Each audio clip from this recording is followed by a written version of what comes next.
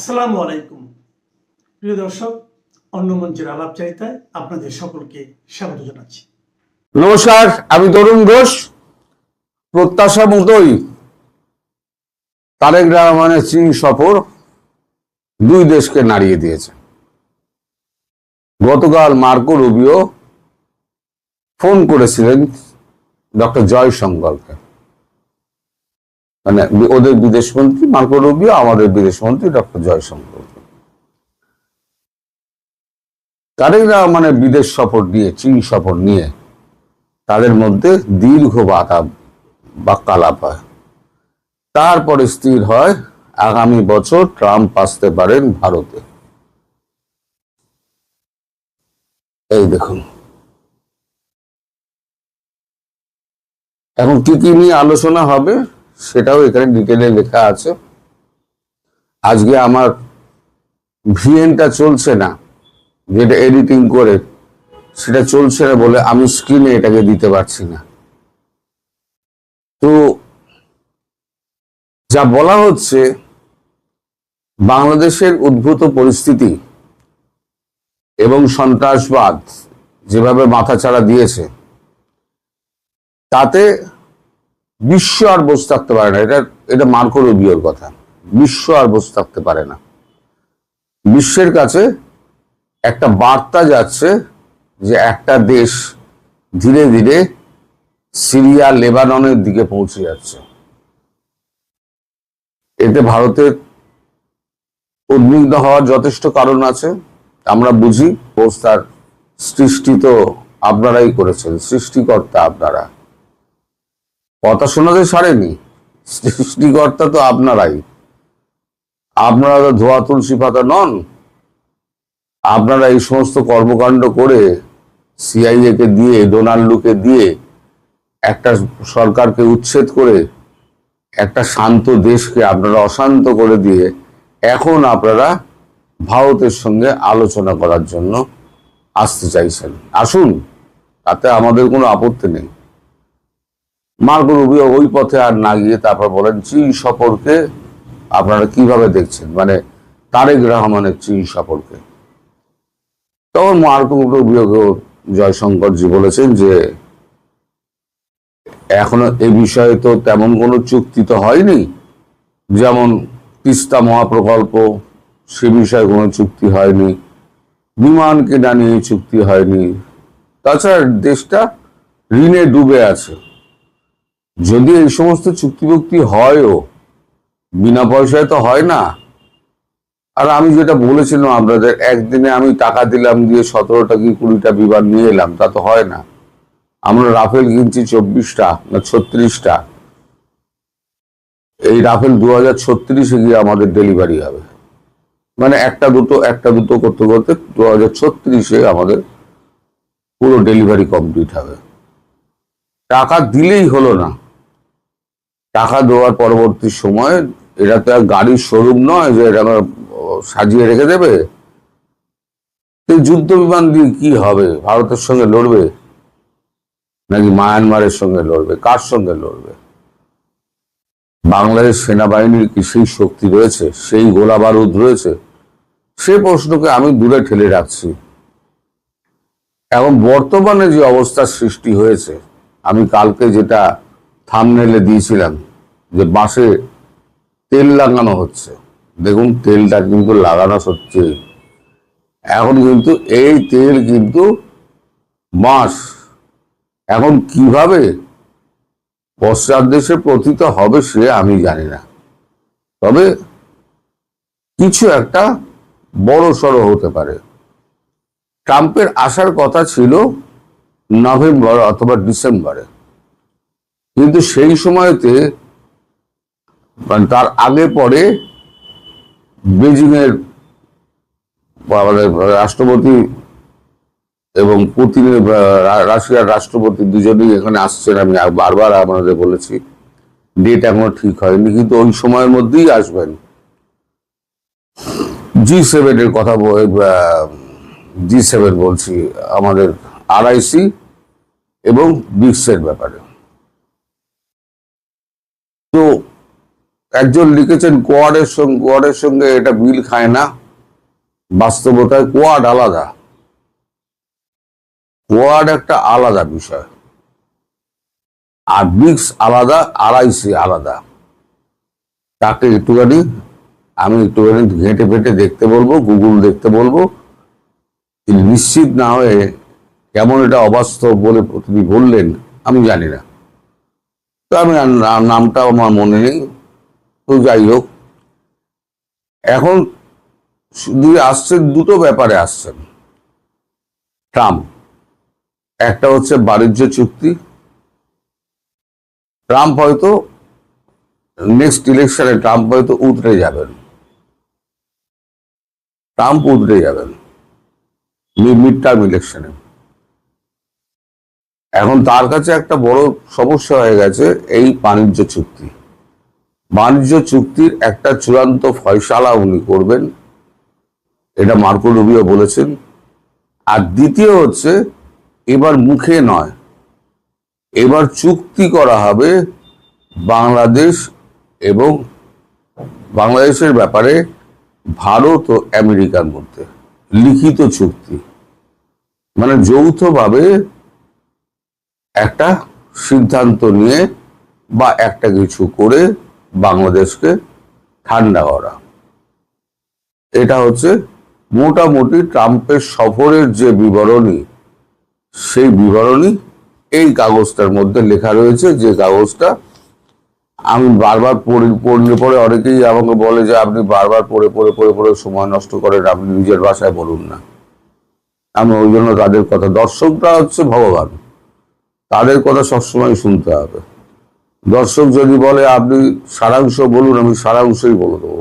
দর্শক যদি বলে না আপনি পেপার কাটিং দিয়ে আমার দেখান, যদিও আজকে আমি দিতে পারবো না কারণ ভিএনটা খারাপ মানে কি, ওটাকে আনইনস্টল করে আবার ইনস্টল করতে হবে, নইলে পরে গন্ডগোল হচ্ছে। তো তারেক রহমান তো পেলেন না, কিছুই হাতে এলো না। কিছু প্রতিশ্রুতি এসছে, যে প্রতিশ্রুতি বাস্তবায়ন হওয়া অত্যন্ত কঠিন। আর কিছু বাজে প্রতিশ্রুতি, মান্ডারিন ভাষা শিখে কি হবে? কর্মসংস্থান, আমরা বৈদ্যুতিক সহযোগিতা, মান্ডারিন ভাষা শিখে কি হবে? কর্মসংস্থানের ব্যাপারটা আপনি শিখে তুলে রাখুন। কারণ চীনে এখন যে অর্থনৈতিক অবস্থা, বিভিন্ন আছে ভুতুরে সিটি হয়ে রয়েছে, ফ্ল্যাট বিক্রি হচ্ছে না, ব্যাংকগুলো দেউলিয়া হয়ে গেছে। চীনের অবস্থা কিন্তু, অর্থনৈতিক অবস্থা কিন্তু খুব ভালো নয়। সেক্ষেত্রে চীন যে টাকা দেবে না, সে কথা কিন্তু আমি আগেই বলেছিলাম। এখন যতই আপনাদের সরকার, বাংলাদেশ সরকার যতই ড্রাম পেটাক না কেন, বাস্তবতা এটা যে আপনাদের মূলও ধরিয়ে দিয়েছে। কিন্তু এবার সব থেকে বড় কথা হচ্ছে, সে সর্বনাশের একেবারে গোড়ায় ঘা দিয়ে দিয়েছেন। মানে দুই সাপের মাথায় পা তুলে দিয়েছেন, বিষধর সাপের। ভারত একটু ধীরে করে, কিন্তু আমেরিকার ধৈর্য নেই। আমেরিকা যা করবে ধারাদ্দার করবে। ভারত আস্তে আস্তে একটা রাজনৈতিক নেতাকে ওখানে দিয়েছে, এরপরে নেপালে ওখানে পাঠাবে, ওখানে একজন রাজনৈতিক নেতাকে পাঠাবে। যেসব জায়গায় গন্ডগোল আছে সে সমস্ত জায়গায় এই রাজনৈতিক পূর্ণ মন্ত্রিত্বের মর্যাদা দিয়ে তাদেরকে পাঠানো হবে। তো এখন এই অবস্থার মধ্যে আপনারা কিন্তু একটু কঠিন সময়ের মধ্যে রয়েছেন।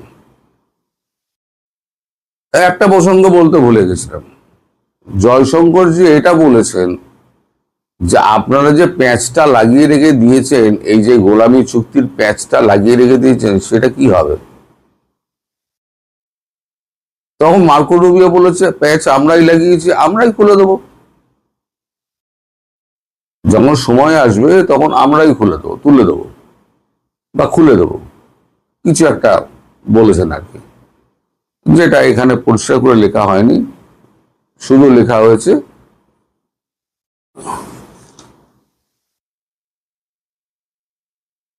গোলামী চুক্তির ব্যাপারে যেটা বলা হচ্ছে সেই চুক্তি আদতে থাকবে কি থাকবে না সেটা নিয়ে আগামী দিনে কথা হবে বলে মার্কো রুবিও মন্তব্য করেছেন। এখন তার মানে আপনাদের দেশে যে গোলামী চুক্তি, আমেরিকার গোলামী চুক্তি রয়েছে, সেই গোলামী চুক্তি থেকে বের করে আনতে পারে একমাত্র ভারত। এই যে ভারতকে দিনরাত গালাগাল করছেন, দিল্লি না ঢাকা, দিল্লি না ঢাকা এই করে চিৎকার করে যাচ্ছেন, এখন হলো কি? আচ্ছা, এবার বিকেলে আমি আপনার সন্ধ্যেবেলা যে ভিডিওটা করব সেখানে দেখবেন ব্রিটেন একদিন ইটালি ফিটালি সমস্ত নরওয়ে ফরওয়ে সমস্ত চালান করছিল, নেদারল্যান্ড থেকে চালান করছিল, এখন ব্রিটেন বলছে যে আমরা সমস্ত বিদেশি মানে আশ্রয়দাতা যারা আছে তাদেরকে সব আমরা তাড়াবো। স্টারমারের গদি গেল, লেবার পার্টি এখন কি করে দেখা যাক, সেটা আমি বিকেলে বলবো। ওটাও একটা দুর্দান্ত মানে বাজে খবর, যেটা আপনাদের পক্ষে খুব খারাপ। এই পাকিস্তানি এবং বাংলাদেশি এরা বিদেশে যায় উন্নত জীবনযাপনের জন্য, যা আমি বারবার বলেছি, তাহলে ওখানে গিয়ে এই সমস্ত বদমাইশিগুলো করার অর্থটা কোথায়? তো যাই হোক, আপনারা সবাই ভালো থাকবেন। দাদা, হঠাৎ করে এমন কি হলো? এটা 16তম কূটনীতিক এসেছেন বাংলাদেশে, ওনাকে হঠাৎ করে মন্ত্রী মর্যাদার কূটনীতিক করা হয়েছে, এটার কারণটা কি যদি একটু বলতেন? প্রথম যিনি হয়েছিলেন হাই কমিশনার, তিনি কিন্তু মানে অবসর নেওয়ার পরে তাকে ইন্দিরা গান্ধী পাঠিয়েছিলেন এবং তিনি কিন্তু মন্ত্রী পর্যায়ে ছিলেন, মানে 71। ভেবে দেখুন সময়টা। আমি জানি না বাংলাদেশের জন্য দ্বিতীয়বার 71 আসছে কিনা, কিন্তু দ্বিতীয় যিনি মন্ত্রী পর্যায়ে, এটা থেকে বোঝা যায় যে ভারত বাংলাদেশকে অত্যন্ত গুরুত্ব দিতে চায়। তাদের যে প্রতিবেশী প্রথম নীতি, সেই নীতিতে বরাবরই ছিল বাংলাদেশ প্রথম। মাঝখানে কিছু সময় বাংলাদেশ হারিয়ে যাচ্ছিল ভারতের প্রথম প্রতিবেশী নীতি থেকে, সেটাকে আবার তার পুনরায় একই রকম পুনঃস্থাপিত করা, যাতে প্রতিবেশী প্রথম হিসেবে ভারত বাংলাদেশের সঙ্গে সখ্যতাই বলুন, মৈত্রী বলুন, সম্পর্কের আদান প্রদানই হোক, সেগুলো যাতে আবার পুনরায় আগের মতো যেরকম সোনালী অধ্যায় ছিল সেরকম যেন হয়। আর হবে কি হবে না সেটা তো ভবিষ্যৎ বলবে। কূটনীতি ছাড়া একজন রাজনীতিবিদকে পাঠানো এবং তাকে মন্ত্রীর মানে পূর্ণমন্ত্রীর মর্যাদা দেওয়া, এর থেকে বোঝা যায় তার গুরুত্ব অন্য অনেক কূটনীতিবিদের থেকে। কারণ বাংলাদেশে অন্য যারা কূটনীতিবিদ হয়েছেন তারা ভবিষ্যতে পরবর্তী সময় পররাষ্ট্র সচিব হয়েছেন, এখনো পর্যন্ত মন্ত্রী কেউ হননি। হ্যাঁ, মন্ত্রী কেউ হননি।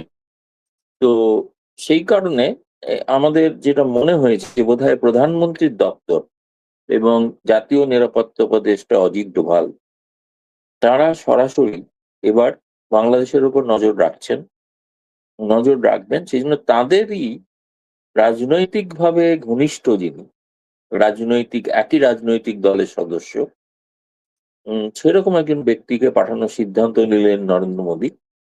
এবং আমার ধারণা যে এর ফলে নিশ্চয়ই আমরা একটা তো সুফল অন্তত প্রথম দিনই দেখলাম। তার মানে ক্রিডেন্সিয়াল যেদিন জমা দিলেন সেদিনই ট্যুরিস্ট ভিসা, যেটা দীর্ঘকাল বাংলাদেশের একটা আকাঙ্ক্ষা ছিল, গত 2 বছর ধরে বন্ধ, এটা চালু হওয়ার এবং আগামীকাল রবিবার থেকে হয়তো আনুষ্ঠানিকভাবে চালু হতে পারে। হ্যাঁ রাশেদ, তাহলে কি আমাদের বাংলাদেশের জন্য কি ভিসা খুলে গেল? তার মানে গণহারে আবার আগের মতোই ভিসা পাবে, জুলাই জঙ্গিরাও ভিসা পাবে? আমার মনে হয় মানে আগের মতো মানে প্রথম দিন রবিবার থেকেই সেরকম সংকট হবে তা না। একটা সময় ভারত 16 লক্ষ ভিসা দিত, টুরিস্ট ভিসা, এবং ভারতে যত বিদেশি পর্যটক এসছেন তার মধ্যে বাংলাদেশি পর্যটকরাই সব থেকে সংখ্যায় ভারী, তারাই সব থেকে বেশি আসেন। নিকটবর্তী দেশ, অনেকেই খুব সস্তাতেও আসতে পারেন।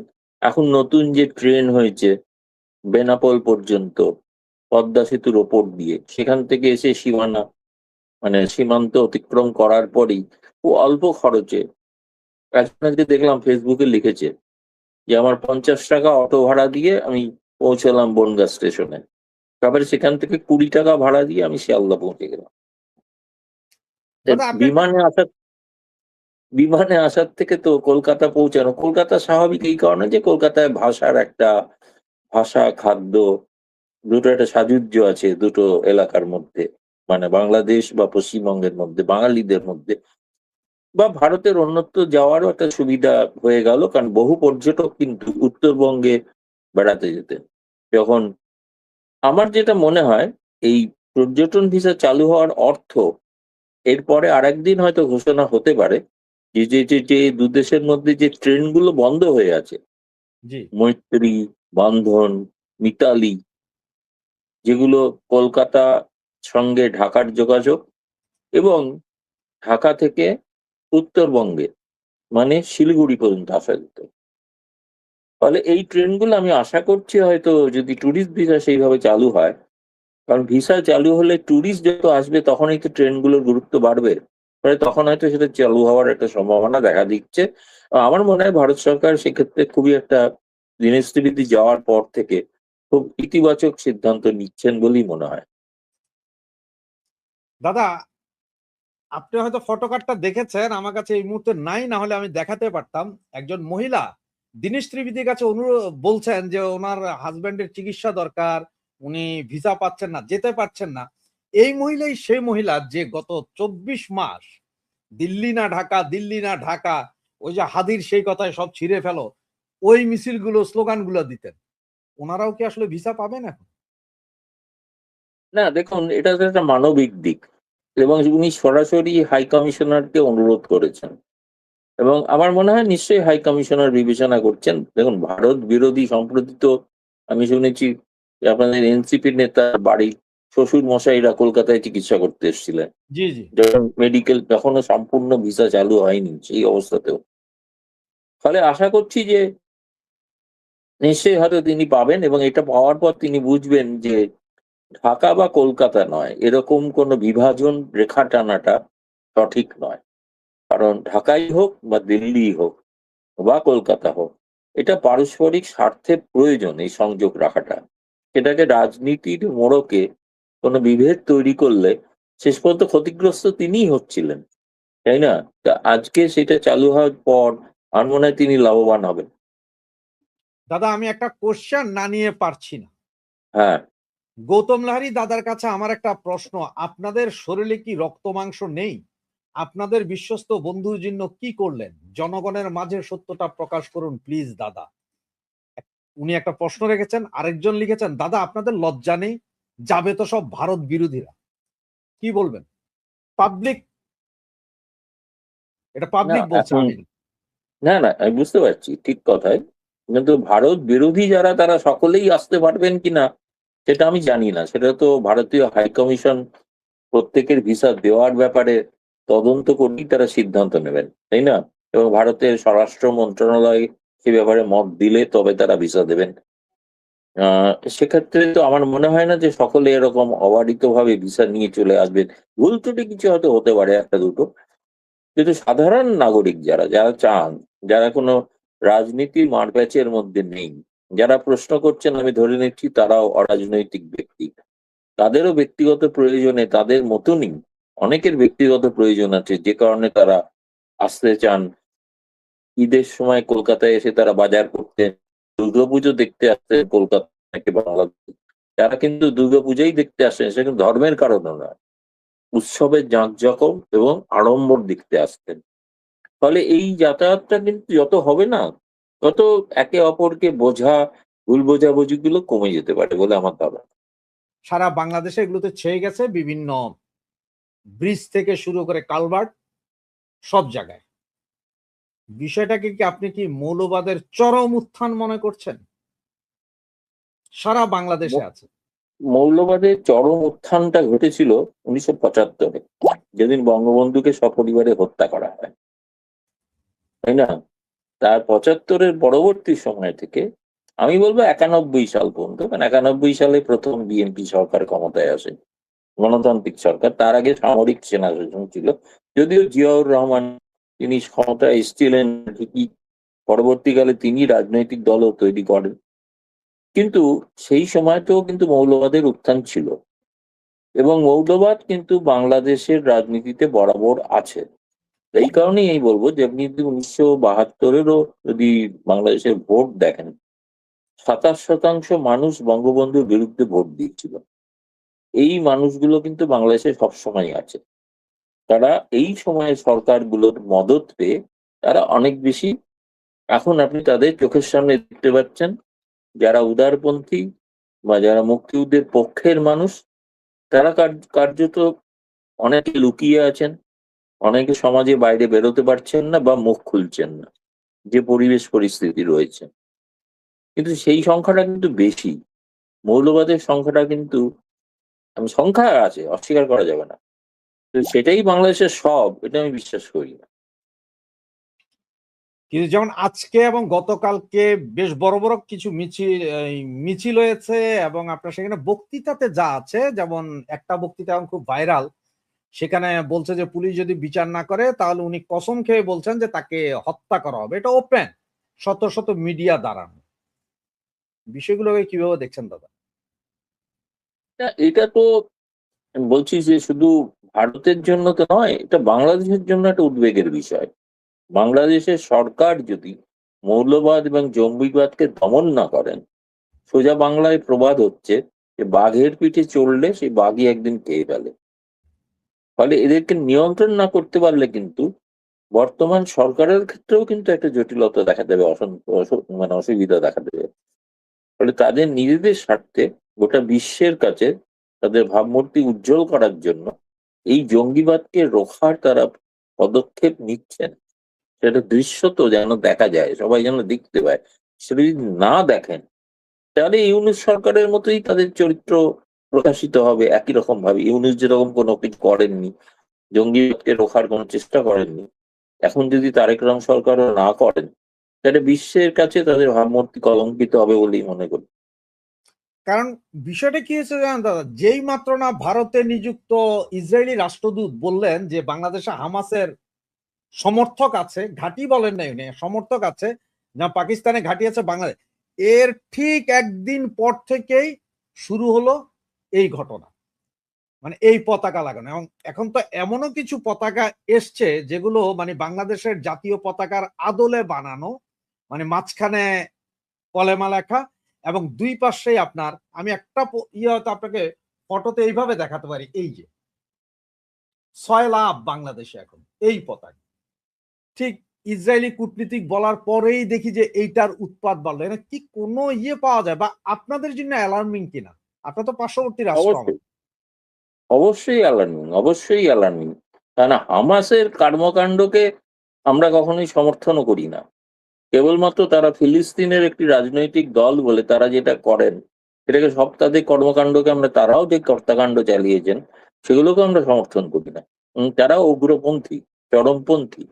ফলে এদের প্রভাব তো মুসলিম দেশগুলোতে সহজেই বিস্তার লাভ করতে পারে, এবং যার প্রভাব ভারতে আসতে পারে, এটা অস্বীকার করার কোনো উপায় নেই।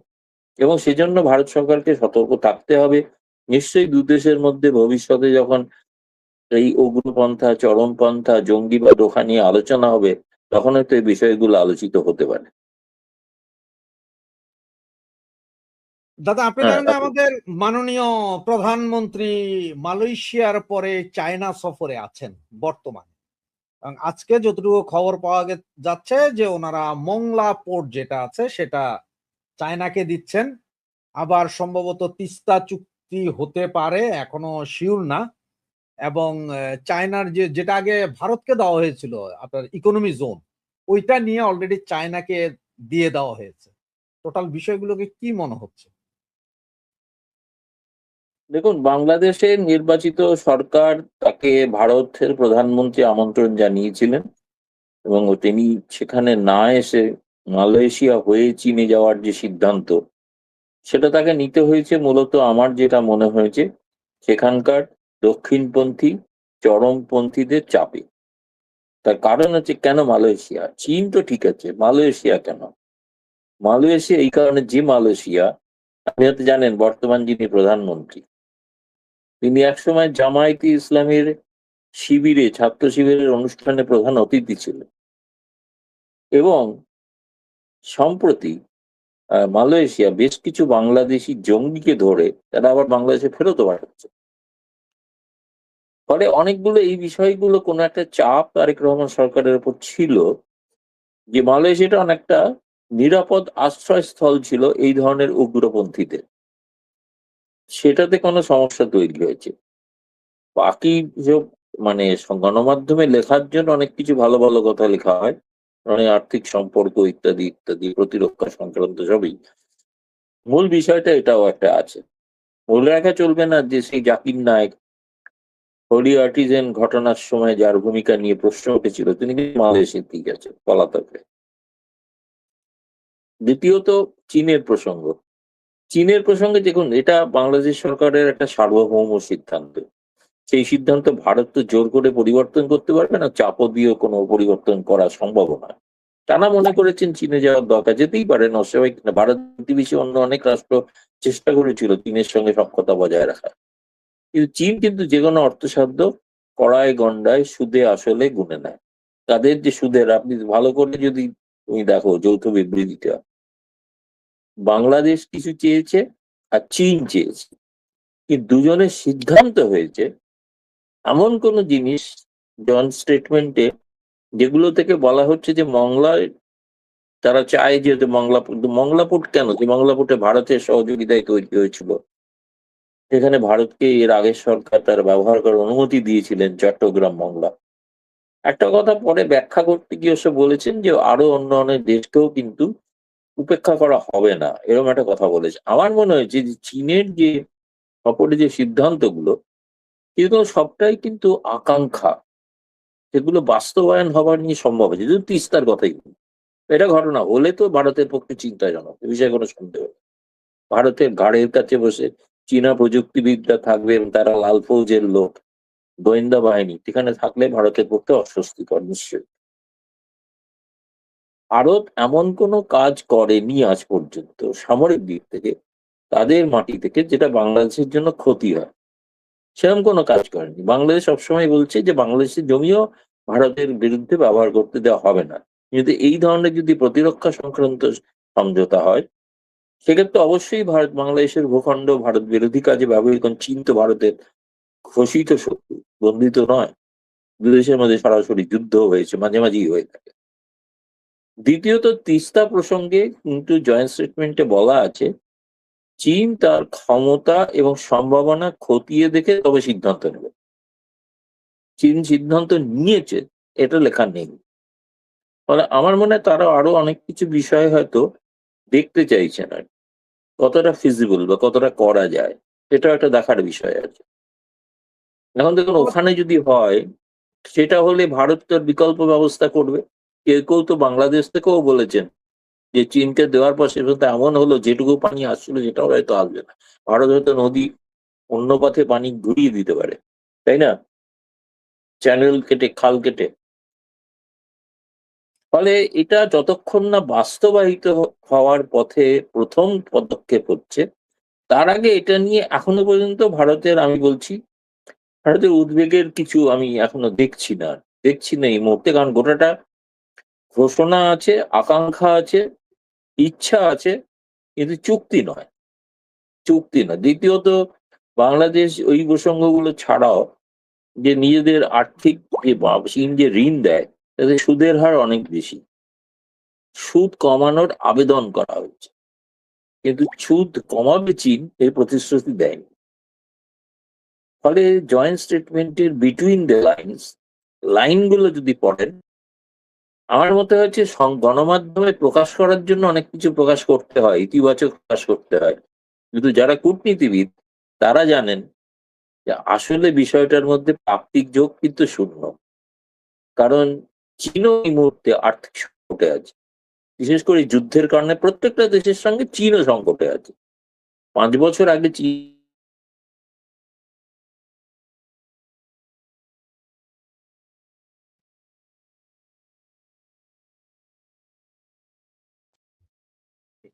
সম্ভাবনা এবং মানে আমাদের সক্ষমতা বিচার করে সিদ্ধান্ত নেব, এই লাইনগুলো আগে বলা হতো না, এগুলো এখন বলা হচ্ছে কারণ আর্থিক সংকট। এসিজেড এর প্রসঙ্গে, এসিজেড তো ভারতকেও দেওয়া হয়েছিল, সেটা কোনো কারণে বাস্তবায়ন হয়নি। চীন রীতিমতো একটি ব্যবসায়িক দেশ, তারা কড়ায় গন্ডায় সবকিছু বুঝে নেয়, এবং সেক্ষেত্রে কিন্তু যে পরিমাণ ঋণের বোঝা বলা হচ্ছে, এগুলো তো ঋণ, কোনো দান নয়। এই ঋণকে তো বাংলাদেশের মানুষকে বইতে হবে, তাই না? তার একটা দাম দিতে হবে প্রত্যেক। সুতরাং কতটা বাংলাদেশের জন্য লাভজনক, সেটা একটা কারণ। মূলত দেখুন, চীনে আসার মূল উদ্দেশ্যটা ছিল ওয়ার্ল্ড ইকোনমিক ফোরামের দাভোস সামিটে যোগ দিতে।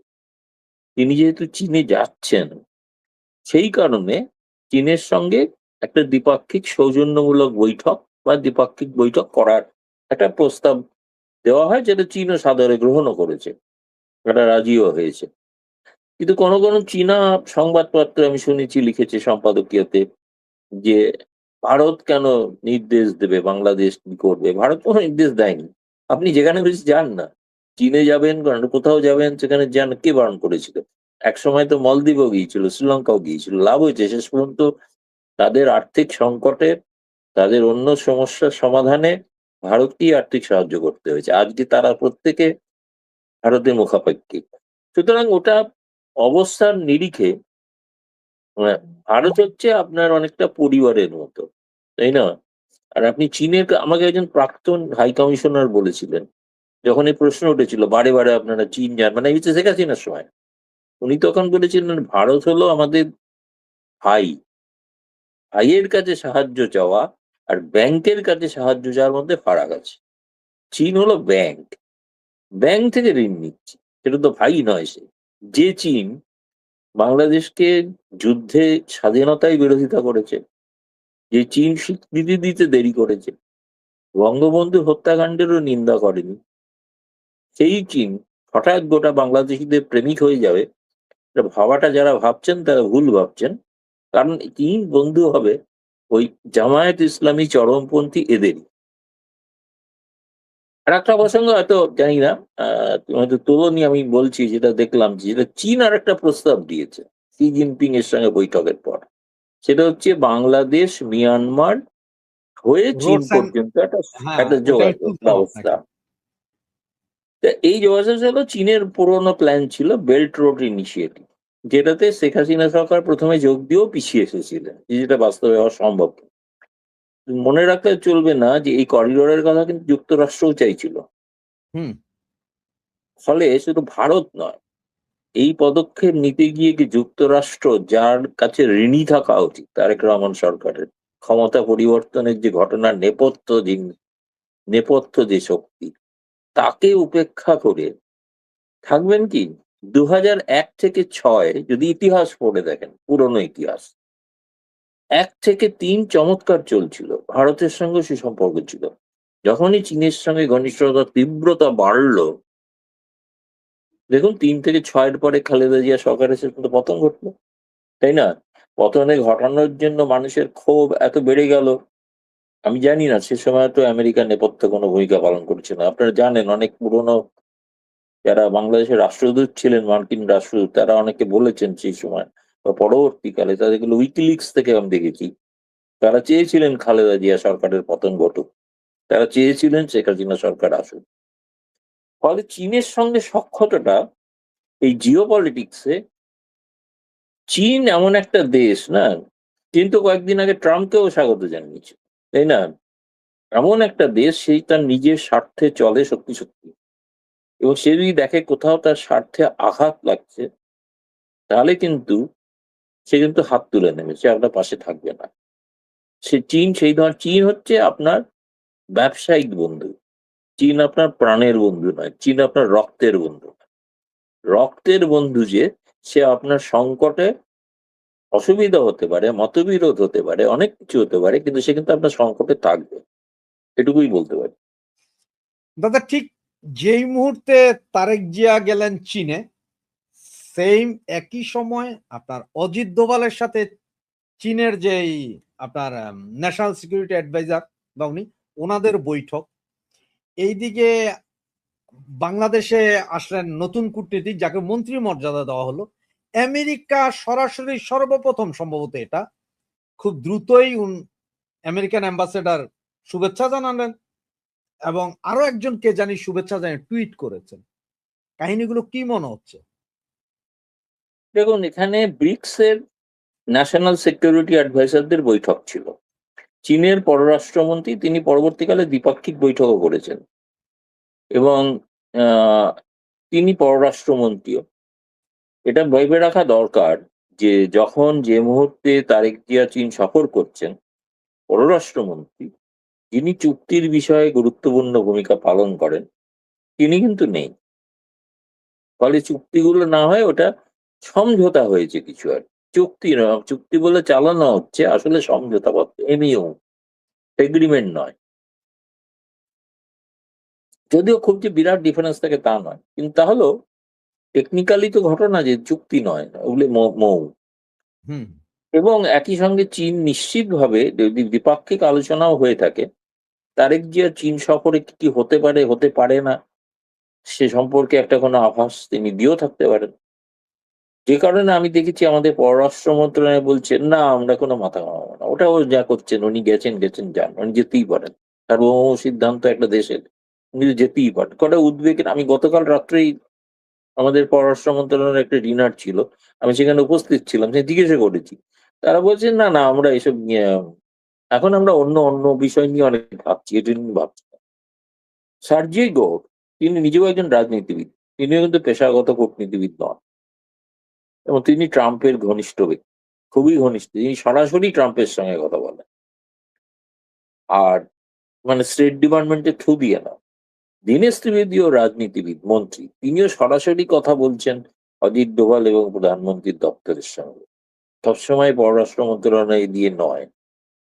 এবং আমি জিজ্ঞেস করেছিলাম আমাদের বয়সে এই মিটিং এর অর্থ কে চাইলেন, বললেন সার্জিই গৌড় চাইতে পারে, এবং সার্জিই গৌড় চাইলে দীনেশ ত্রিবেদীকে আমরা কোনো মানে আপত্তি করার তো কিছু নেই, দুই রাজনীতিবিদ কথা বলবেন। ফলে যেদিন চীনে তারেক জিয়া, এগুলো তো হচ্ছে কি জানতো, কতগুলো ছেঁড়া ছেঁড়া মুক্তোর মালাকে যদি আপনি এক সূত্রে গ্রথিত করেন তাহলে তার একটা মালা তৈরি হয়। তারেক জিয়া চীনে, সেদিন ওয়াং ই ভারতে। তারেক জিয়া চীনে, সেদিন সার্জিই গৌড় বৈঠক করছেন দীনেশ ত্রিবেদীর সঙ্গে। এর মধ্যে কোনো রহস্য থাকলে পুরোটা তো জানা যায়নি, সবটা তো কেউ প্রকাশ্যে বলবে না কি আলোচনা হয়েছে। তারপরেই দেখলাম ভারতের তরফ থেকে সিদ্ধান্ত ট্যুরিস্ট ভিসা খুলে দেওয়া, মানুষের কাছে একটা বার্তা দেওয়া, সরকার নয়। ট্যুরিস্ট ভিসা মানে হচ্ছে মানুষের জন্য বার্তা দেওয়া, যে মানুষের পাশে ভারত আছে, এই বার্তাটা দীনেশ ত্রিবেদী দিলেন। তাতে একটা গুডউইল তৈরি হয়েছে তার সম্পর্কে, যেটা প্রথম দিনে একটু বিভ্রান্তি তৈরি হয়েছিল, কিন্তু এখন অনেক গুডউইল তৈরি হয়েছে। ফলে আমার মতে এই জিনিসগুলো আগামী দিনে লক্ষণীয়, এটা কোন পথে চলে আর সেটা দেখার কতটা। এবং যেটা বললাম আমি, মায়ানমারের যে করিডর, সেটা চীনের শি জিনপিং বলেছেন, বাংলাদেশ সরকার কি ওটাকে অ্যাকসেপ্ট করেছেন এমন কথা লেখা আছে। অ্যাকসেপ্ট, তারা অফারটা পেয়েছেন, অফারটা বিবেচনা করবেন। বাংলাদেশও কিছু অফার করেছেন, সেটা চীন বিবেচনা করবে। সবই বিবেচনার স্তরে আছে, সিদ্ধান্ত কিছু হয়নি। এটুকু এই জন্য বলছি, ভারতের চিন্তা উদ্বেগের কোনো কারণ নেই। যাক, তাহলে এখন এর আগে আমাদের দেশে যে রাষ্ট্রদূত এসেছেন আমেরিকার, তিনি শপথ করে এসেছিলেন যে বাংলাদেশকে বুঝাবেন চীন থেকে দূরে থাকার জন্য। আর সেই জায়গায় বাংলাদেশ এখন চীনের কাছাকাছি চলে যাচ্ছে।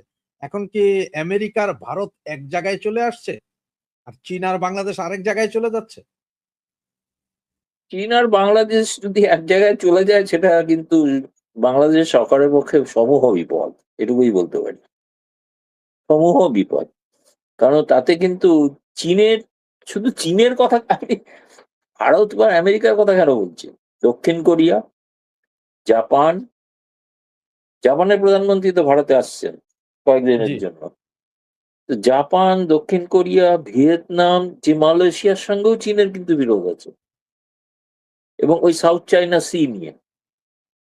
ফলে আসিয়ানে যে বিরোধ চীনকে কেন্দ্র করে, সেই চীনের সখ্যতা কতটা তারেক জিয়া সরকার নেবেন এই নিয়ে আমার সন্দেহ আছে। যদি কোনো ভুল পথে তাকে কেউ নিয়ে যান বা বোঝান, তাহলে কিন্তু সমূহ বিপদ আছে, এটুকুই বলতে পারি।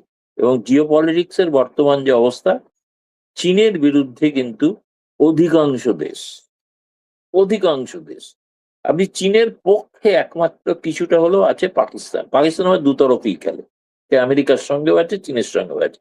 তারেক জিয়া সেরকম একটা করার চেষ্টা করছে না, তো পাকিস্তানের মতো। কিন্তু সেটা পরে বোঝা যাবে কি হবে। এবং এই ধরনের পাকিস্তানের মতো ডিপ্লোমেসি খেললে কি স্যাংশন আসার সম্ভাবনা আছে বাংলাদেশের উপর? কারণ আমরা তো একটা চুক্তি আছে আমেরিকার সাথে অলরেডি, না, চুক্তি তো তাদের আছে শত্রু আমাদের শত্রু। এক। দ্বিতীয়ত, যে স্যাংশন গুলো আমেরিকা আগে করে রেখেছিল শেখ হাসিনা সরকারের সময়, সেগুলো কি একটাও প্রত্যাহৃত হয়েছে? র্যাবের উপরে যে স্যাংশন, সেটাও তো প্রত্যাহারের ঘোষণা তো শুনিনি এখনো, তাই না? র্যাবের উপর প্রত্যাহারের সংশোধন থাকার অর্থ কি? অর্থ হচ্ছে র্যাবের জন্য যে অস্ত্রগুলো লাগে সেগুলো কেনা যাবে না। ফলে আপনি যদি চীন থেকে অস্ত্র কেনেন, তাহলে স্যাংশন হওয়ার আশঙ্কা আছে, খুব বিমান সম্ভাবনা। কেনার তো কথা হয়েছে 24টা যুদ্ধ বিমান, হম। এরকম না, তো সেটা তো শোনা। আমি বলছি তো, এখন এগুলো আমার মনে হয় যেগুলো আলোচনা স্তরে আছে, সিদ্ধান্ত নিলে আমি কিন্তু বলছি তারেক জিয়া সরকারের পক্ষে বিপদ আছে। বাংলাদেশের সংসদে বিএনপি সাংসদ জিএম সিরাজ সাহেব যে কথাটা বলেছেন, তিনি কি বলেছেন? বলেছেন, স্যার আপনি একটু শুভেন্দু অধিকারীকে থামান। এবং তিনি এই কথাটা বলতে গিয়ে আরও বলেছেন, ভারত আর বাংলাদেশের সম্পর্ক স্বামী স্ত্রীর মতো, ছোটোখাটো ঝগড়াঝাটি হয়, কিন্তু এখানে ডিভোর্স দেওয়াটা হওয়াটা ঠিক নয়। কারণ স্বামী স্ত্রীতে ডিভোর্স হতে পারে, কিন্তু প্রতিবেশীতে ডিভোর্স হয় না। সুন্দর উপমানা, খুবই সুন্দর। কিন্তু সিরাজ সাহেব, আপনি একটু বলুন তো, এই সম্পর্কে, স্বামী স্ত্রীর সম্পর্কে, এই দাম্পত্যে স্বামীকে আর স্ত্রীকে, এবং আরও বড় প্রশ্ন, এই সংসারে কি শুধু এই দুজনই আছেন, নাকি কোনো তৃতীয় বা চতুর্থ পক্ষও আছেন, আরও কেউ আসছেন? সেই গল্পটা আসুন আজকে সেই গল্পটাই আমরা শেষ করি। সিরাজ সাহেবের দাম্পত্য তত্ত্ব বাংলাদেশের সংসদে, ভারতের সংসদে নয়, শুভেন্দু অধিকারী পশ্চিমবঙ্গের মুখ্যমন্ত্রী। তো জিএম সিরাজ বাংলাদেশের জাতীয় সংসদে দাঁড়িয়ে বললেন, শুভেন্দু বাবুকে থামান, পুশিন বন্ধ করুন, ভারত বাংলাদেশের সম্পর্ক স্বামী স্ত্রীর মতো, এতে ডিভোর্স হয় না। চমৎকার বক্তব্য, আমি সত্যিই মুগ্ধ। কিন্তু বন্ধুরা, উপমাটা একটু ভালো করে বিচার করে দেখুন তো, স্বামী স্ত্রীর সম্পর্কে যখন তৃতীয় ব্যক্তি আসে তখন কি হয়? কি হয় তখন? সংসার ভাঙে, তালাক হয়। এখন প্রশ্ন হলো, ভারত বাংলাদেশের এই সংসারে তৃতীয় পক্ষ কি কেউ নেই? আছে। এবং সেই তৃতীয় পক্ষের নাম সিরাজ সাহেবও জানেন, কারণ বাংলাদেশে চলছে তার দলেরই সরকার। সেই যে তৃতীয় পক্ষ, তার নামকে, দাম্পত্য জীবনের তৃতীয় ব্যক্তি, তার নাম হচ্ছে চীন। এবং আরও একটু দূরে দাঁড়িয়ে আছে আরও এক প্রণয়ী, তার নাম পাকিস্তান। এই স্বামীকে, এই সম্পর্কে স্বামীকে আর স্ত্রীকে, এই সম্পর্কটা ভেবে নিয়ে একটু আলোচনাটা আর একটু বাড়িয়ে নিই। আসল প্রশ্নটা এই প্রশ্নে, এই দাম্পত্যের স্বামীকে। দেখুন, যে দেশ 1971 সালে অন্য দেশটিকে জন্ম দিয়েছে, 3.5 কোটি টাকার অস্ত্র দিয়েছে, সেই সময়ের 3.5 কোটি 1971-এ 16,000 সৈন্যের রক্ত দিয়েছে, সে কি স্বামী না স্ত্রী? আমি রাজনৈতিকভাবে বলছি না, উপমার ভাষায় বলছি। বাপের বাড়ি থেকে মেয়েকে বের করে আনার খরচটা কে দিয়েছিল? ভারত। তাহলে কি ভারত স্বামী? ঠিক আছে, ধরে নিলাম, আপাতত আলোচনার জন্যে ভারতকে স্বামী ধরে নিলাম। এখন সিরাজ সাহেব বলছেন তালাক দিও না। আমি বলছি, সিরাজ সাহেব নিশ্চিন্ত থাকুন, ভারত তালাক দেয় না। হিন্দু ভারত তরকারিতে নুন কম হয়েছে বলে স্বামীকে তালাক দেয় না, কিংবা মাঠ থেকে ফেরার সাথে সাথেই ভাত দেয়নি বলে, ভাত তখনও রান্না হয়নি বলে বিবিকে তালাক দেয় না। আর 3 বার তালাক তালাক বলে সংসার ভাঙার নিয়ম, এটা ভারতের ধর্ম নয়। এই ঐতিহ্য এবং অভ্যাস অন্য কারো। আমি ধর্ম নিয়ে কথা বলছি না। এবার একটু অন্য দিক থেকে ভাবুন তো, কি হবে যদি সিরাজ সাহেব বলেন, না না, বাংলাদেশি স্বামী, ভারত হলো বিবি, আমরা স্বামীর ভূমিকায় থাকব। তাহলে কিন্তু গল্পটা আরও মজাদার হয়ে যায়। আরও গল্পটা এখানে তাহলে চলে আসবে, বাংলাদেশ যদি স্বামী হয় তাহলে আবার চলে আসতেই পারে 4 বিবির সংসার। কারণ ইসলামী বিধান অনুযায়ী স্বামীর 4টি পর্যন্ত বিবি রাখা সম্পূর্ণ ধর্মসম্মত। তাহলে কি সিরাজ সাহেব ভাবছেন বাংলাদেশ হবে স্বামী, ভারত হবে প্রথম বিবি, চীন হবে দ্বিতীয় বিবি, পাকিস্তান হবে তৃতীয় বিবি, এবং চতুর্থ বিবির জায়গাটা হয়তো এখনও সেভাবে আসেনি, তবে এখানে উঁকি মারছে আবার তুরস্ক, তাই না? তা দেখা যাক কে আসে। কিন্তু সিরাজ সাহেব, এখানে একটু সমস্যা আছে। ইসলামী বিধানে 4 বিবি রাখা যায় ঠিকই, কিন্তু ভারত ওই প্রথম বিবি বা চতুর্থ বিবি হয়ে থাকতে রাজি হবে না। ভারত সেই ধরনের সংসারে বিশ্বাস করে না যেখানে একই ঘরে বিবি নম্বর 1, বিবি নম্বর 2, বিবি নম্বর 3, 4 এরকম থেকে যায়। চীনকে পাশে রেখে, পাকিস্তানকে কোলে নিয়ে ভারতের কাছে আমাদের সম্পর্ক অটুট, স্বামী স্ত্রীর মতো বলা, জিএম সিরাজ সাহেব, এটা বলা যায় কিনা একটু ভেবে দেখবেন তো। এটা ঠিক যেন সেইভাবে বলা, আমি তোমাকে ভালোবাসি ঠিকই, তবে ওদের দুজনকেও কম ভালোবাসি না, মানে চীন আর পাকিস্তানকে। এই কথা শুনলে যে কোনো স্বাভিমানী বিবি পাল্টা বলবেন, আমাকে একলা রাখতে পারবে নাকি অন্যের ঘর করবে, একটা বেছে নাও। ভারতও সেটাই বলছে। শুভেন্দু অধিকারীর নীতিতেও সেই বার্তাই আছে। এবার আসি আর এক প্রশ্নে, যে তৃতীয় পক্ষের প্রবেশ। এই তৃতীয় পক্ষের প্রবেশের প্রসঙ্গে এবার একটু তথ্যে আসি। বাংলাদেশ এখন চীনের সঙ্গে গভীর বন্ধুত্ব করছে।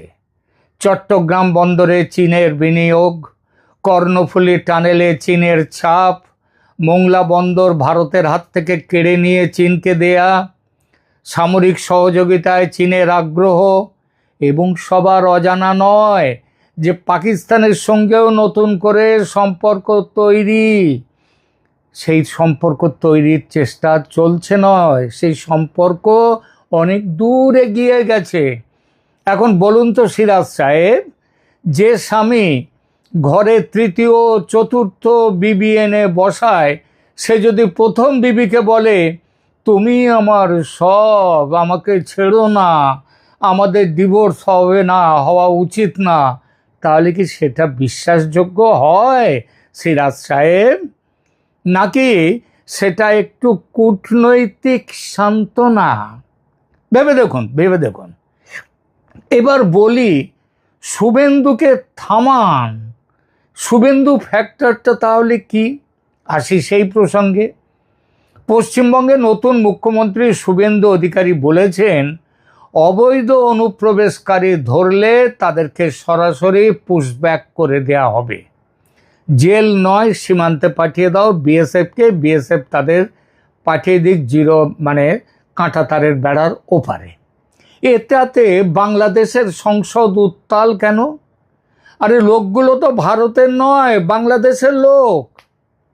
বছরের পর বছর ধরে তারা ভারতে এসেছেন, এই লক্ষ লক্ষ মানুষ বাংলাদেশ থেকে কাজ করেছেন, থেকেছেন, এবং এখান থেকে যেতে চাইছেন না, কিংবা আবার অনেকে এখন যেতে চাইছেন। এখন যদি তাদের ভারত ফেরত পাঠায়, সেটা বাংলাদেশের জন্য চাপের। এটা অবশ্যই ঠিক, সংখ্যাটা তো আর 2-1 হাজার নয়, কয়েক লক্ষ কোটি ছাড়িয়ে যাবে। কিন্তু বন্ধুরা, একটু ভাবুন তো, কোনো দেশ কি অবৈধ অনুপ্রবেশকারী রাখতে বাধ্য?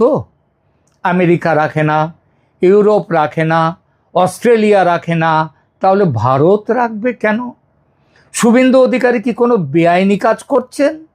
একদম নয়, আইনি কাজ করছেন। এবং সেই আইনি কাজকে থামাতে বলা হচ্ছে, কারণ প্রতিবেশী দেশের সংসদ থেকে বলা হচ্ছে আমাদের সম্পর্ক স্বামী স্ত্রীর মতো, এখানে তালাক হয় না, ডিভোর্স হয় না। এই তালাক ডিভোর্সের গল্পে মনে পড়ল নরেন্দ্রনাথ মিত্রের বিখ্যাত গল্প রস নামে একটি গল্পের কথা। তাহলে একটু সাহিত্যের কথায় আসি, তাতে বিষয়টা আপনাদের ভালো লাগবে, একটু জমবে ভালো। বাংলা সাহিত্যের অন্যতম সেরা লেখক নরেন্দ্রনাথ মিত্রের একটি বিখ্যাত গল্প আছে রস। সেই গল্প অবলম্বনে তৈরি হয়েছিল একটি অসাধারণ হিন্দি ছবি, তার নাম ছিল সওদাগর, যেখানে স্বামীর ভূমিকায় একেবারে ফাটিয়ে অভিনয় করেছিলেন বিখ্যাত অমিতাভ বচ্চন। সেই গল্পে কি ছিল? এক মুসলমান স্বামী রাগের মাথায় তুচ্ছ কারণে তার বিবিকে তালাক দিয়ে দেন। নতুন বিবি আসে ঘরে, কিন্তু পুরনো বিবির মতো সে নয়। সে রাঁধতে পারে না সেভাবে, ঘর সামলাতে পারে না সেভাবে, তার সাজুগুজু করতে গিয়েই সময় চলে যায়। তার ভালোবাসায় সেই উষ্ণতা নেই, সেই মায়া নেই, মমতা নেই। নতুন বিবি আসার পর স্বামী বুঝতে পারেন তিনি কি হারিয়েছেন। তখন পুরনো বিবিকে ফিরে পাওয়ার এক তীব্র আকাঙ্ক্ষা জন্মায় তার মধ্যে। কিন্তু ততক্ষণে দেরি হয়ে গেছে, তালাক আগেই হয়ে গেছে, ফেরার পথ নেই। ফেরার আবার যে পথটা আছে, সে পথ ওই স্ত্রী আর একজনকে স্বামী করবে, তার সাথে শয্যা ভাগ করবে, তারপর সে তালাক দিলে তারপরে আবার এর সংসারে আসতে পারবে। এটা এই স্বামীও সহ্য করতে পারেনি। এবার এই গল্পটাকে ভারত বাংলাদেশের প্রেক্ষাপটে দেখুন। বাংলাদেশ যদি সত্যি স্বামী হয়, ভারত যদি সত্যি বিবি হয়, তাহলে বলতে হবে এই স্বামী রাগের মাথায় অনেক কিছু করে ফেলেছেন, অনেক অন্যায় করে ফেলছেন। হাসিনা সরকারের পতনের পর ভারত বাংলাদেশ সম্পর্ক যেভাবে ঠান্ডা হয়েছে, ভারতীয় পণ্য বয়কটের ডাক উঠেছে, ভারত বিরোধী ন্যারেটিভ বাংলাদেশকে দখল করে নিয়েছে, হিন্দু সংখ্যালঘুদের উপর যেভাবে আক্রমণ হয়েছে, সেটা কি সেই তুচ্ছ কারণে তালাকের মতো নয়? শেখ হাসিনার ওপর রাগ মেটাতে গিয়ে রাগ মেটানো হচ্ছে না বাকি ভারতের ওপরে? এবং এখন যখন চীন পাকিস্তানের নতুন বিবি বাংলাদেশের সংসারে এসে গেছে, তখন হঠাৎ মনে পড়ছে ভারত বিবিকে যেতে দিও না, যেতে নাহি দিব। সওদাগর সিনেমার সেই স্বামীর মতো এখন হয়তো বুঝছেন নতুন বিবিরা পুরনোর মতো নয়। এবং যখনই এটা মনে পড়ল, তখনই বাংলাদেশ বুঝতে পারছে কাকে হারিয়েছে, কাকে আরও হারাতে চলেছে। কিন্তু ততক্ষণে দেরি হয়ে গেছে। তাহলে আসল বিষয়টা কি? এখন একটু গম্ভীরভাবে বলা যাক। জিএম সিরাজের উপমাটা মিষ্টি, দাম্পত্য জীবন, ডিভোর্স হয় না, ঝগড়াঝাটি হয়, ডিভোর্স হয় না, কিন্তু বাস্তবতাটা তেতো। ভারত বাংলাদেশের সম্পর্ক শুধু আবেগের নয়, স্বার্থেরও। বাংলাদেশ ভারত থেকে আমদানি করে চাল, ডাল, পেঁয়াজ, ওষুধ, কাপড়, হোয়াট নট, কি নয়, সব কিছু। বাংলাদেশের যে বিখ্যাত গার্মেন্ট শিল্প, সেই শিল্পের কাঁচামাল আসে ভারত থেকে। কলকাতার হাসপাতালে প্রতি বছর লক্ষাধিক বাংলাদেশি চিকিৎসা করাতে আসেন। এই সম্পর্কটা তালাক দেওয়ার মতো নয়, সত্যিই নয়। কিন্তু সম্পর্ক টেকাতে হলে উভয় পক্ষকে সৎ থাকতে হবে। চীন বলল বাংলাদেশে হাসপাতাল তৈরি করবে, ঢাকাতে আরও অন্যান্য জায়গায় একেবারে স্টেট অফ দ্য আর্ট হাসপাতাল হয়েছে তৈরি। সেই হাসপাতাল শুরু হয়েছে, সেই হাসপাতাল তৈরির কথা ব্যাপার শুধু হয়নি, কিচ্ছু হয়নি, হবেও না। শুধু ভারতকে থামতে বলে আর নিজেরা চীন পাকিস্তানের দিকে ঝুঁকে চলবেন, এই দুটো একসাথে হয় না, চলে না।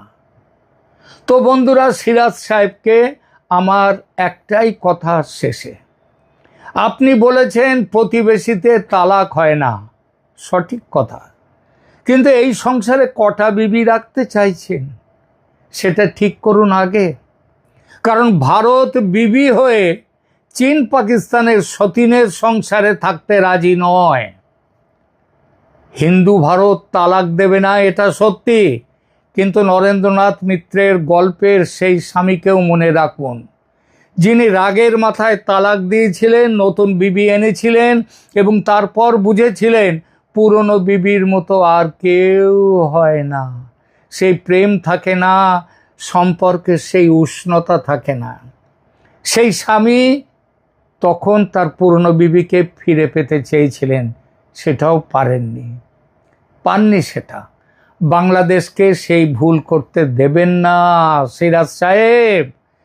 এখন বাংলাদেশের সরকারে আপনার দল, চীন আপনার পেট ভরাবে না, পাকিস্তান আপনার পাশে দাঁড়াবে না। 1971 সালে ভারত যা করেছিল সেটা কি ভুলে গেছেন? ভারত কিন্তু তার জন্যে কোনো দাবি আপনার কাছে রাখেনি, আপনার জমির 1 ইঞ্চি জমি নেয়নি। এমনকি ছিটমহল বিনিময়ে 2015 সালে ভারত আপনাদেরকে 10,000 একরের বেশি জমি দিয়েছে। ভারত কখনো পরের জমি, পরের ভূমিতে কখনো কোনো দিন লোভ করেনি। ভারত সেই বিবি যার হাতের রান্না খেয়ে, যার হাসপাতালে চিকিৎসা করে, যার বন্দর ব্যবহার করে বাংলাদেশ বেঁচে আছে। তাই শেষ কথা একটাই, এই সংসার টেকাতে চাইলে ওই সতীনের সংসার বন্ধ করুন। ভারত তালাক দেবে না, কিন্তু উপেক্ষা করতে শিখতে পারে, এবং উপেক্ষিত ভারত সেটা বাংলাদেশের জন্য কতটা কষ্টের হবে সেটা একবার ভাবুন। সিরাজ সাহেব, আপনি ভাবুন, আপনার সরকারকেও বলুন ভাবতে। তালাক হয়ে গেলে তখন কিন্তু ফেরার পথ থাকবে না। বন্ধুরা, এই ভিডিওটি ভালো লাগলে লাইক করুন, শেয়ার করুন এবং আপনারা কি ভাবছেন তার মতামত দিন। চ্যানেলটি সাবস্ক্রাইব করুন। কমেন্টে অবশ্যই বলবেন সওদাগর সিনেমার সেই স্বামীর মতো কি বাংলাদেশ একদিন অনুতাপ করবে? সম্মানিত দর্শক, প্রধানমন্ত্রী তারেক রহমান সাহেবের চীন সফর নিয়ে এখন রীতিমতো তেলেসমাতি চলছে রাজনীতির অঙ্গনে। তিনি যখন সিদ্ধান্ত নিলেন যে তিনি চীন সফরে যাবেন, তাৎক্ষণিকভাবে আমাদের দেশের এই মুহূর্তের দুটো পরাশক্তি যারা বাংলাদেশের ব্যাপারে খুব নাক গলাচ্ছে, 1 নম্বরে মার্কিন যুক্তরাষ্ট্র, 2 নম্বরে ভারত, পরস্পর বিরোধী অবস্থানে থেকে এই চীনের সফরটি যেন সফল না হয়, তারা নানা রকম উদ্যোগ নেওয়া শুরু করে দিল। এবং সেই উদ্যোগের মধ্যে সবচেয়ে একটা দৃশ্যমান উদ্যোগ বাংলাদেশে, সেটা হলো মিস্টার ব্রেন্ট ক্রিস্টেনসেন। তিনি পররাষ্ট্রমন্ত্রী খলিলুর রহমান সাহেবের সাথে দেখা করলেন এবং সেই দেখার এবং সাক্ষাতের বিষয়বস্তু নিয়ে তিনি যেভাবে মকারি করলেন, এতে স্পষ্ট বোঝা যাচ্ছিল যে তিনি বাংলাদেশের ব্যাপারে যথেষ্ট হতাশ, বিক্ষুব্ধ এবং তার এই বিরাগের কথা তিনি জানাতে গিয়েছিলেন খলিলুর রহমান সাহেবকে। দ্বিতীয় যে বিষয়টি দেখলাম যে প্রধানমন্ত্রী তারেক রহমান সাহেব যেই সময়টিতে বেজিংয়ে থাকবেন, ঠিক সেই সময়টাতে চীন সরকারের দ্বিতীয় গুরুত্বপূর্ণ ব্যক্তি, চীনের পররাষ্ট্রমন্ত্রী, তিনি সঙ্গত কারণে সেখানে থাকবেন। আমাদের পররাষ্ট্রমন্ত্রী যাচ্ছে, কিন্তু ওই সময়টাতে ভারত কী করলো, কৌশল করে পররাষ্ট্রমন্ত্রীকে দিল্লিতে নিয়ে এলো, চীনের পররাষ্ট্রমন্ত্রী জয়শঙ্করের সাথে বৈঠকের জন্য। অথবা চীন কৌশল করে তার পররাষ্ট্রমন্ত্রীকে সেখানে পাঠিয়ে দিল। ফলে এই যে বৈঠকটি থ্রু মোফা পররাষ্ট্র মন্ত্রণালয়ের মাধ্যমে যে প্রোটোকল হয়, সেই প্রোটোকল দিয়ে যে হয়নি, এটি আমরা স্পষ্ট বুঝতে পারছি এখন। তো দ্বিতীয় যে ঘটনাটি, সেটি হলো যখন তারেক রহমান সাহেব গেলেন, আওয়ামী লীগের যারা লোকজন আছেন, বিএনপি বিরোধী শক্তি যা আছেন, তারা সবাই বলাবলি করলেন যে আরে গেছে গেছে গেছে, কিচ্ছু হবে না, একেবারে ওখান থেকে খালি হাতে ফিরতে হবে। দ্বিতীয়ত ওখানে মানে শি জিংপি, তার সঙ্গে তার দেখা হবে না, কথাও হবে না, বড় জোরে হ্যান্ডশেক হতে পারে। যা হোক, পরবর্তীতে যখন দেখা গেল যে না, প্রেসিডেন্ট তাকে যথেষ্ট সম্মান দিয়েছেন, মানে আমাদের প্রধানমন্ত্রীকে সম্মান দিয়েছেন, তাদের মধ্যে বৈঠক হয়েছে, সৌহার্দ্যপূর্ণ কথাবার্তা হয়েছে, বাংলাদেশের সাথে সম্পর্ক নিয়ে মিস্টার শি যে বক্তব্য দিয়েছেন সেটি এখন রীতিমতো ভাইরাল। যা হোক, সেইভাবে আওয়ামী লীগের লোকজন মোটামুটি ৬-৭ ঘন্টা চুপ থাকলো। একই হলো, তাদের যে নেত্রী চীন সফরে গিয়ে তার সর্বনাশ তিনি ডেকে নিয়ে এসেছিলেন।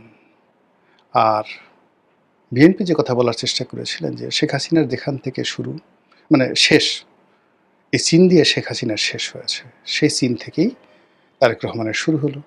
বিশেষ করে চীনের প্রেসিডেন্ট যখন মেনশন করলেন যে তারেক রহমান সাহেবকে থার্ড জেনারেশনের ঐতিহ্যবাহী একটি রাজনীতির ধারক বাহক বললেন, অর্থাৎ তিনি প্রধানমন্ত্রী, তার মা প্রধানমন্ত্রী, তার বাবা প্রেসিডেন্ট। তো সে অর্থে শেখ হাসিনা দ্বিতীয় জেনারেশনের, তার কাছে শুধুমাত্র বঙ্গবন্ধুর লিগেসি রয়েছে।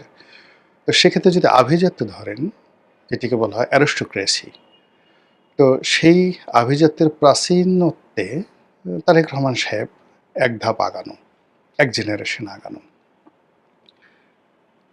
তো সেই অর্থে বিএনপির যারা লোকজন, তাদের বক্তব্য যে দেখো দেখো দেখো আমাদের প্রধানমন্ত্রী কতটা ঐতিহ্যবাহী, যে চীনের প্রেসিডেন্ট কিংবা তিনি যখন মালয়েশিয়াতে গেলেন, মালয়েশিয়ার প্রেসিডেন্ট বারবার তার মার কথা স্মরণ করছেন, তার বাবার কথা স্মরণ করছেন। কিন্তু শেখ হাসিনা যে বিদেশে গেছেন কখনো, তো তিনি তো সেই লিগেসিটা ধারণ করতে পারেনি। এর কারণে বঙ্গবন্ধুর সঙ্গে যাদের খাতির ছিল তারা সবাই মরে গেছেন। আর শেখ হাসিনার যে বয়স প্রায় 78 ইয়ার্স ওল্ড নাও, তো তিনি বিশ্বের যে কজন বয়স্ক বা বয়স্কা রাজনীতিবিদ আছেন তাদের মধ্যে শীর্ষতম। ফলে তাকে নিয়ে স্মৃতিচারণ করার, তার বাবাকে নিয়ে স্মৃতিচারণ করার ঘটনা ঘটেনি। তো সেই অর্থে শহীদ প্রেসিডেন্ট জিয়াউর রহমান, বেগম জিয়া, তাদের যে উত্থান, তাদের কর্মজীবন, এই সব মিলিয়ে এখন এই রাজনীতিতে যারা আছেন অনেকে স্মৃতিচারণ করতে পারছেন। সেই অর্থে চীনের যে প্রেসিডেন্ট তিনিও স্মৃতিচারণ করলেন, এবং এটি নিয়ে বিএনপির যারা লোকজন আছে তারা তো মহা খুশি। এতটা খুশি যে এখন তারা বলার চেষ্টা করছে যে দেখো দেখো দেখো, যে শেখ হাসিনা চীনে গিয়ে তার পতন ডেকে নিয়ে আসলেন, সেখানে গিয়ে আমাদের নেতা, আমাদের দল কি পর্যায়ে সফল হয়ে গেল। কিন্তু এটাও আবার বেশি, মানে 6 ঘন্টার বেশি স্থায়ী হলো না। এখন যারা আওয়ামী লীগের লোক তারা আবার মুখ খোলা শুরু করেছেন।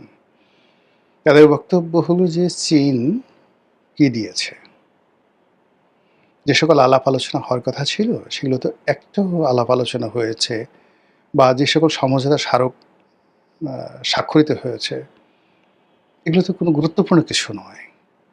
এই মুহূর্তে বাংলাদেশের টাকা দরকার, সেই টাকা তো চীন দিচ্ছে না। তিস্তা ব্যারেজ নিয়ে একটা টু শব্দ চীন করছে না, অথচ এটি নিয়ে যদি চীন একটু বড় কথাও বলতো, অ্যাটলিস্ট ভারতকে চাপে ফেলা যেত। এখন তো ভারতের যারা লোকজন রয়েছেন তারা 32টা দাঁত বের করে তারপরে শেষে উলুধ্বনি দেবে। ওই যে জিহ্বা বের করে, মানে হিন্দুরা যেভাবে উলুধ্বনি দেয়, ওভাবে 32টা দাঁত বের করে উড়ু উড়ু করে উলুধ্বনি দেবে, যে গেলা গেলা গেলা, তিস্তা প্রকল্পের কী হলো, হই হই রই রই, তিস্তা প্রকল্প গেল কই, হই হই রই রই, চীনের হাসপাতাল গেল কই, হই হই রই রই, চীনের সেই সামরিক বিমান ঘাঁটি গেল কই, হই হই রই রই, চীনের বস্তা ভরা টাকা গেল কই। ভারত এখন বলবে, এখন ঘুরে ফিরে দাদাদের দিনকাল, এরকম আওয়ামী লীগের লোকজন বলা শুরু করে দিয়েছে। এটি নিয়ে আমি যখন আজকের দিনে ভিডিওটি করছি, এখনও পর্যন্ত বিএনপি তারা মুখ খুলেনি। তাদের যে সমস্ত সরকারি বক্তব্য আসছে, সেই সরকারি বক্তব্য খুবই পরিমিত, সংযত, এবং সরকারের পক্ষ থেকে এরকম আহামরি তেমন কোনো কথা বলা হয়নি। ফলে এখানে যে বিষয়গুলো এসছে, যে চীন যে সিল্ক রোড নির্মাণ করতে যাচ্ছে, সেখানে মায়ানমারের মাধ্যমে বাংলাদেশে একটা করিডোর যাচ্ছে, সেই করিডোর দিয়ে চীনের পণ্য সরাসরি বাংলাদেশ থেকে চীনে যাবে মায়ানমার হয়ে, আবার মায়ানমার হয়ে চীনের পণ্য বাংলাদেশে আসবে বাই রোডে কুনমিং হয়ে। এরকম একটা সমঝোতা স্মারক MOU যে প্রস্তাবটা এখন করা হয়েছে, এটা শেখ হাসিনার জামানাতে স্বাক্ষরিত হয়েছে। কাজে এটা নতুন কিছু নয়।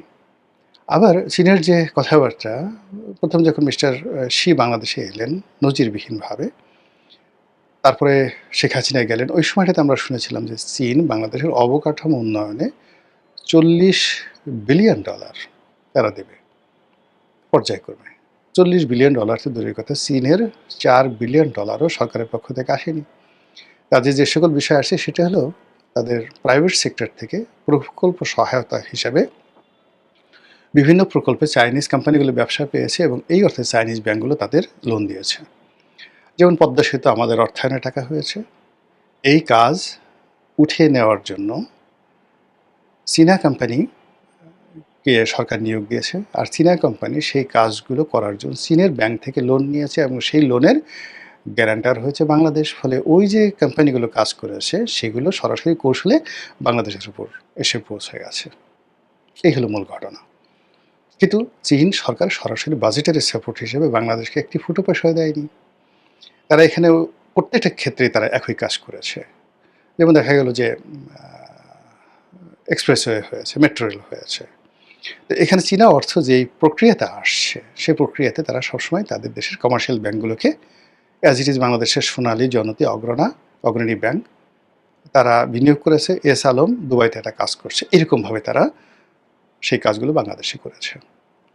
কিন্তু তারেক রহমান সাহেবের সাথে যেটা দরকার ছিল, যে চায়নার সরকারের পক্ষ থেকে একটা এইড বা সাহায্য, যেভাবে তারা পাকিস্তানকে দিচ্ছে, কিন্তু পাকিস্তানকে অত্যন্ত কঠিন শর্তে ঋণ দিয়ে আগামী মোটামুটি 100 বছরের গুলামিতে চীন যেভাবে আবদ্ধ করে ফেলেছে, এতে মোটামুটি পাকিস্তানের সেনাপ্রধান যতই ফিল্ড মার্শাল হোক না কেন, তার যে গোপন অঙ্গ, সেই গোপন অঙ্গ এখন বেইজিংয়ের হাতে। চাপ দিলেই তার আয়ু শেষ। তো সেই দিক থেকে বাংলাদেশ যেটা আশা করেছিল যে চীনের সঙ্গে সেই অনেকগুলো বিমান কিনবে, তারপরে চীনের সঙ্গে যে আমাদের চলমান বাণিজ্যগুলো রয়েছে, বিশেষ করে আমরা যে সামরিক সরঞ্জামাদি চীন থেকে আনছি, সেইগুলো অব্যাহতভাবে আনা হবে। চীন মার্কিন যুক্তরাষ্ট্রের চুক্তির ব্যাপারে কথাবার্তা বলবে, ইতিবাচক নেতিবাচক। তো এই বিষয়গুলো নিয়ে যা বিষয় হটটক হচ্ছিল, বা যে বিষয়গুলো নিয়ে আলোচনা হওয়ার কথা ছিল, তার একটাও আলোচনা হয়েছে বা হয়নি এটা আমরা বলতে পারি না। এখানে সরকারের পক্ষ থেকে অনেকটা চুপচাপ অবস্থা নেওয়া হয়েছে। চীনের সরকারের পক্ষ থেকে খুব মেপে ঝুঁকে চুপচাপ অবস্থায় সেই সরকারকে একটা সুযোগ দেওয়া হয়েছে, যেন সরকার এই মুহূর্তে আমেরিকা অথবা ভারতের রোষানলে না পড়ে। আমি যেটা ব্যক্তিগতভাবে মনে করি।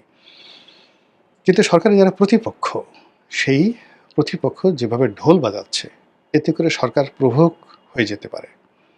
এতে করে সরকারের যে কর্মকাণ্ড, সেই কর্মকাণ্ডে স্থবিরতা চলে আসতে পারে। এতে করে সরকারের যে শক্তিমত্তা রয়েছে, সেই শক্তিমত্তায় দুর্বলতা দেখা দিতে পারে। এই গেল একটা।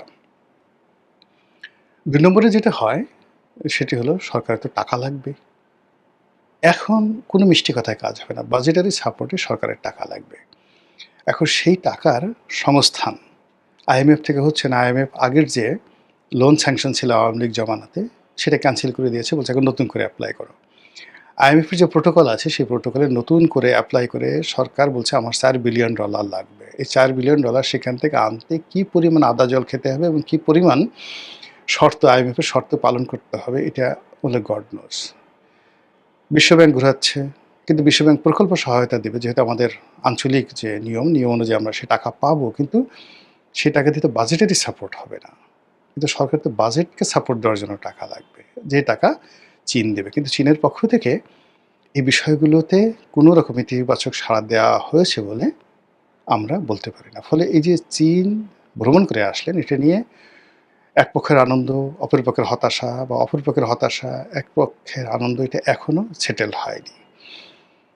এটি কি সরকারের শুভ সূচনা, নাকি এটি সরকারের গলার ফাঁস?